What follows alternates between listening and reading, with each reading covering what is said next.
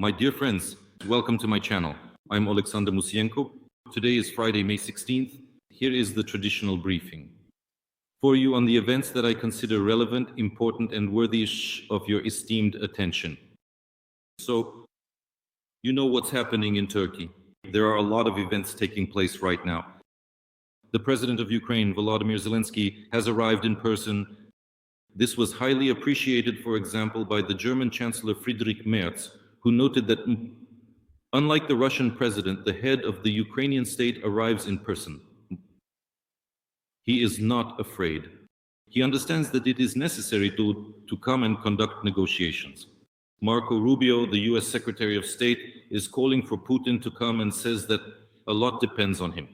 Meanwhile, US President Donald Trump is in no hurry to go to Turkey and does not know whether he will go there at all. That's what's happening.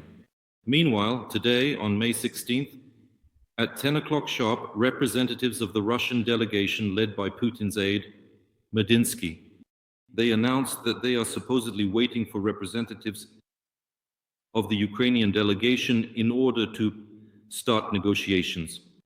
What has Russia come with? What are they proposing and what are they talking about? Well, in fact, as expected, Russia hasn't brought anything new here. Medinsky came out and spoke saying that they are considering continuing these negotiations. Well, basically, it's the same as what was discussed back in the spring of 2020. In other words, they want these negotiations to continue now from the positions that were agreed upon in March 2022. Absolutely nothing new. At the same time, I want to remind you that back then it was about demilitarization, reducing the Ukrainian army, the Russian language, the Russian church, Ukraine not joining NATO, and so on. On the eve of this, figures such as Putin's aide Ushakov, as well as Russian deputy defense ministers, stated that it is fundamentally important for them to talk specifically about this. And they see Istanbul precisely as a continuation of what was discussed in 2022 about a ceasefire. Representatives of the Russian delegation who say very little, or if they do speak, it's very briefly and cautiously, almost in passing. But it is clear that for them, the negotiation process itself is still the top priority. Discussion of certain positions and a demonstration, I call it imitation, of what the Russians are proposing. Well, Ukraine has formed an appropriate delegation. The President of Ukraine has approved it. This delegation includes representatives from the Ministry of Defense. In fact, our delegation at the negotiations is headed by the Minister of Defense of Ukraine. There is also the Deputy Head of the Main Intelligence Directorate of the Ministry of Defense of Ukraine, Mr. Skibitsky, as well as representatives of the General Staff of the Armed Forces of Ukraine and the Foreign Intelligence Service. That is, given the composition of the delegation, the main focus is precisely on the issues of negotiating and ensuring a ceasefire. If you recall, I mentioned earlier that it shouldn't seem as though a ceasefire is something extremely quick and easy, something that can be achieved rather swiftly and then just say, that's it. Well, it's not like how Putin does things with his unilateral, voluntaristic actions. In other words, to achieve a ceasefire, there must be an agreement. Obviously, there is no trust in Russia because it has failed to honor numerous agreements with Putin. And there is, let's say, no naivety, confidence, or conviction that Putin will suddenly start complying. Absolutely not. But this is necessary in order to clearly formalize things, preferably with the involvement of mediators.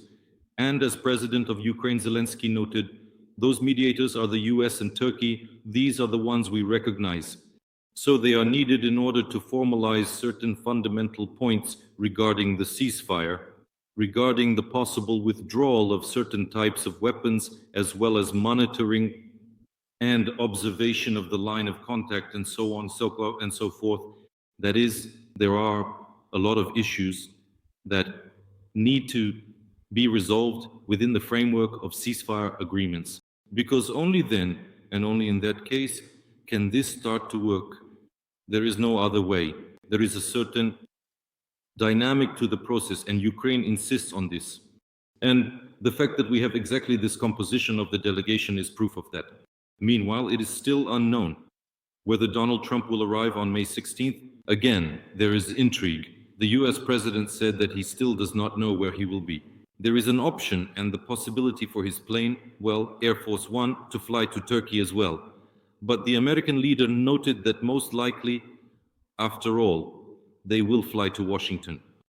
At the same time, the US Secretary of State, who is also currently serving as the acting national security advisor to the US President, Marco Rubio, stated that, in his opinion, there will be no breakthrough until Trump and Putin discuss this issue directly, the US Secretary of State noted.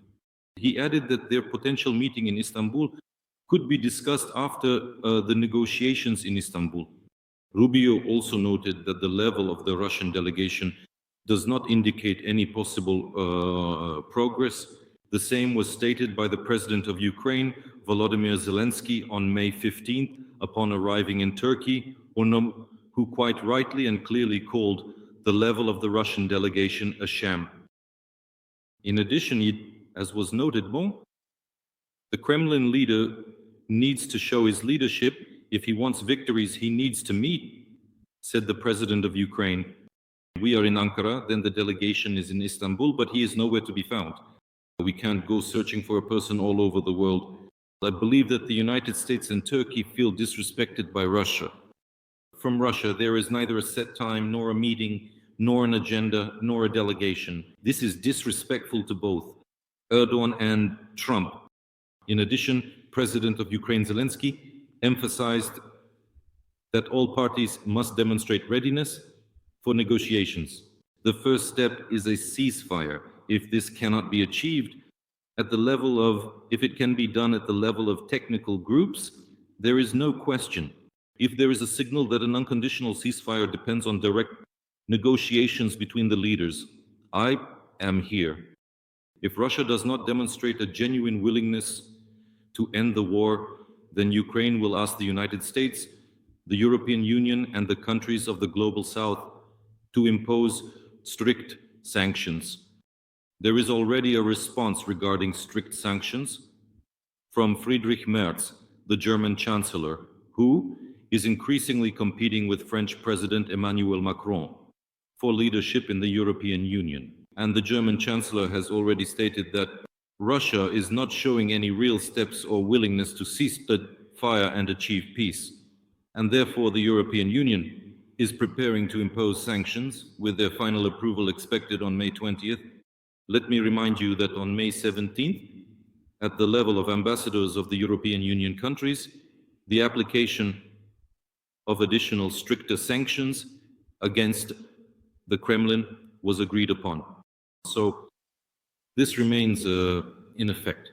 Indeed, it is specifically the Russian so-called shadow tanker fleet that is being targeted. Primarily, there are 189 vessels, individuals, banks, and so on. However, despite this, as RBC Ukraine sources note, Russians are being prepared to start getting used to the idea that they will have to live under tougher sanctions, that the sanctions will become stricter, and that economic pressure on Russia will only intensify. This is what they are being prepared for today. Well, remember, I recently quoted the Russian dictator Putin, where he said that, of course, sanctions in the future may cause inconvenience, but there is no need to be afraid of them, and everything should be done to prepare for them. Well, in fact, I think this is about the same thing.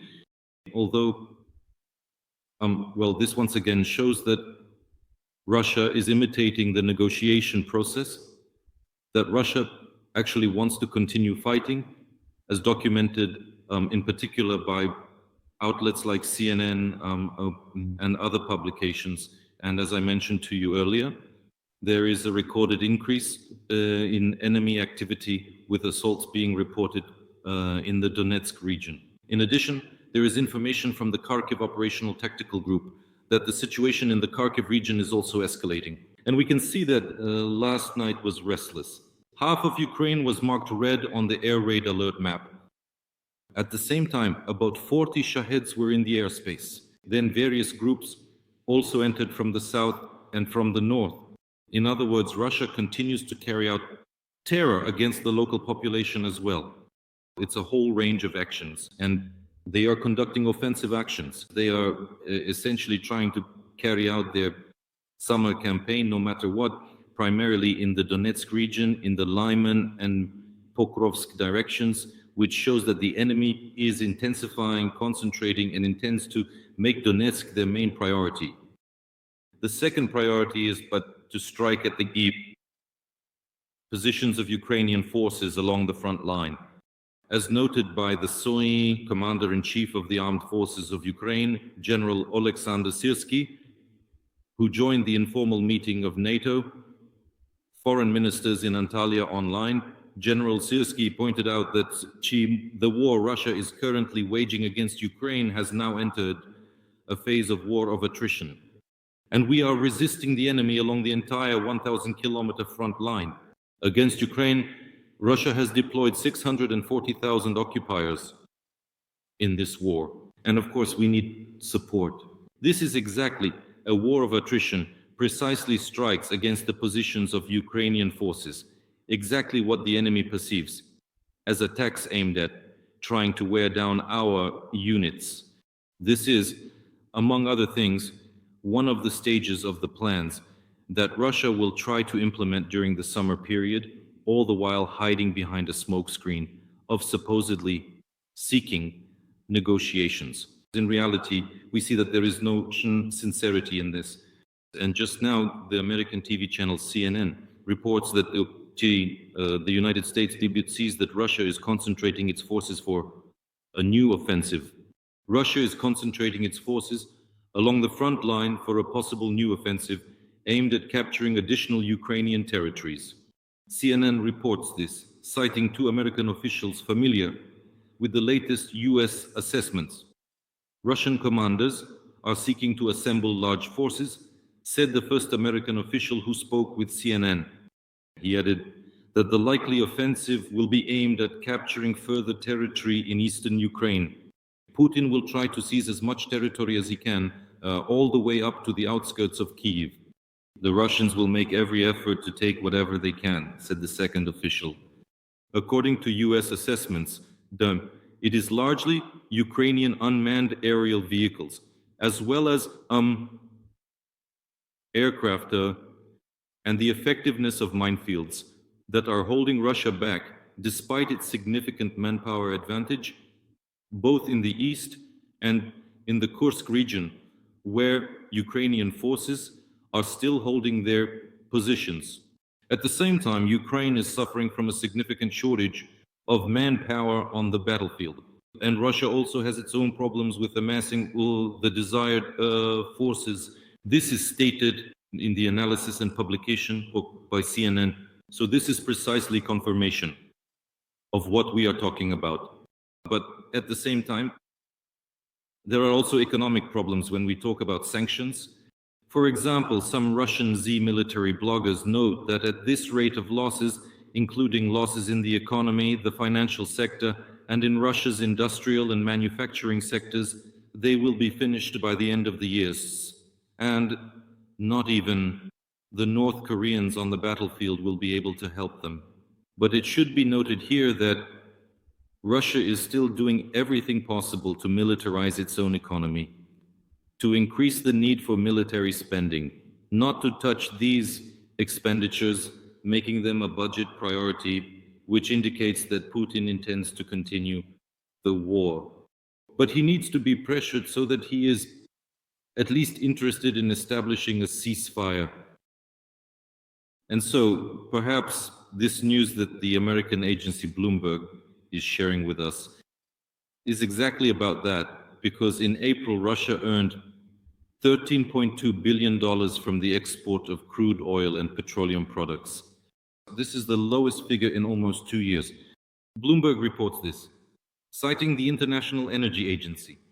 The reason for the decline was the drop in global oil prices and weak demand.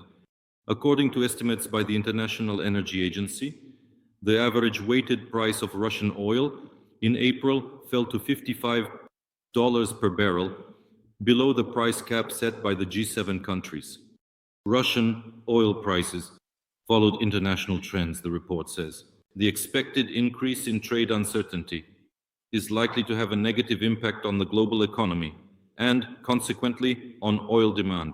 Since the beginning of the year, Brent crude oil has fallen in price by more than 14%.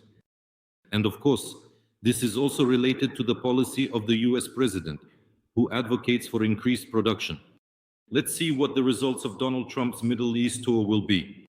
I think that, among other things, they discussed increasing oil production, which could also lead to a decrease in its price, as there will be a greater supply of it on the market.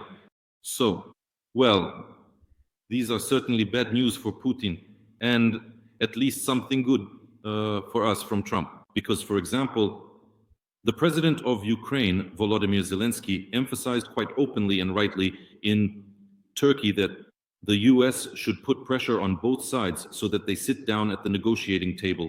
But Zelenskyy came while Putin did not. And the president of Ukraine notes that, in fact, it seems there was more pressure on Ukraine than on the Kremlin. But it actually should have been the other way around. We shouldn't forget who is who in this war, who the aggressor is, and who the victim of aggression is, and act accordingly. This is exactly what Ukraine is calling for, along with the international community. Meanwhile, foreign policy reports that now is the best time for new sanctions against Russia. Russia has found itself at a point of critical vulnerability, creating unique opportunities to increase pressure on the Kremlin. At the end of April, US President Trump hinted at additional sanctions against Moscow. This sparked a surge of hope for an end to the war. Later, he reverted to his usual tactic of trying to appease Putin, while simultaneously putting pressure on Kyiv. Even now, unfortunately, we continue to see signs of this very policy, specifically attempts to appease Putin, which is something that absolutely must not and should not be done. As foreign policy notes, if Trump's actions were truly aimed at deterring Kremlin aggression, his advisors should have long since made it clear to him that now is precisely the time for decisive action, which is absolutely possible, correct as of today. Meanwhile, The Hill published an analysis stating that in order to defeat Russia, Ukraine must win the war in the skies by defending its own rear and simultaneously launching an air campaign to destroy Russia's military-industrial complex and capabilities, as well as suppress Russian logistics in the rear and at the front. Decisive support from the West is needed, primarily intelligence, aircraft, more air defense systems, and missiles of various ranges. I will say that we are addressing this in part thanks to our deep strikes and various types of drones, which I believe will only continue to be improved. They will increase in quantity and quality, and these strikes will continue. Well, the head of the main intelligence directorate of the Ministry of Defense of Ukraine, Kyrylo Budanov, reassured us and said not to worry about Oreshnivi. If there really is a threat, intelligence will not ignore it, and there will be appropriate warnings, which is also very important to hear from the head of intelligence. Friends, please subscribe to my channel, give it a like, and leave your comments about what you've heard and more. Let's stay in touch. With confidence and God's help, we look only forward. Take care of yourselves, and glory to Ukraine.